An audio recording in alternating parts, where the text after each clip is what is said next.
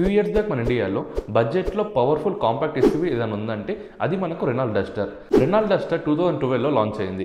ఈ car launch అయినప్పటి నుంచి దీనికి ఉన్న క్రేజ్ అయితే మామూలుగా లేదు. ఎందుకంటే దీనికి ఉన్న రగుల్ లుక్ అండ్ అలానే 4x4 ఆప్షన్ ఉండడం వల్ల కూడా దీనికి క్రేజ్ అయితే పెరిగింది. మరి ఈ కార్ లాంచ్ అయినప్పటి నుంచి ఇయర్ బై ఇయర్ అయితే దీనికి సేల్స్ అయితే పెరుగుకుంటూనే పోయినాయి. కానీ ఎప్పుడైతే మార్కెట్లోకి హ్యుండై నుంచి క్రెటా అండ్ అలానే కియా నుంచి సెలిటోస్ లాంచ్ అయినాయో అప్పటి నుంచి రెనాల్ట్ డస్టర్ యొక్క డౌన్ఫాల్ అయితే స్టార్ట్ అయింది.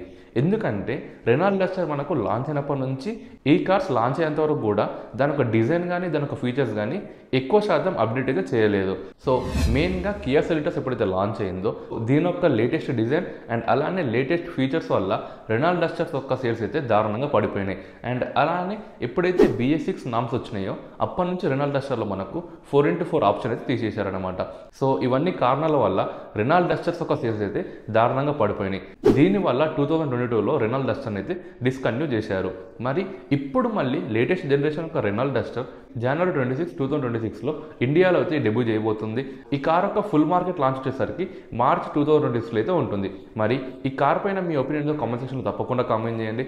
అలానే ఈ కార్లో మీరు ఏమేమి చేంజెస్ ఎక్స్పెక్ట్ చేస్తున్నారో కూడా కామెంట్ సెక్షన్లో తప్పకుండా మెన్షన్ అయితే చేయండి.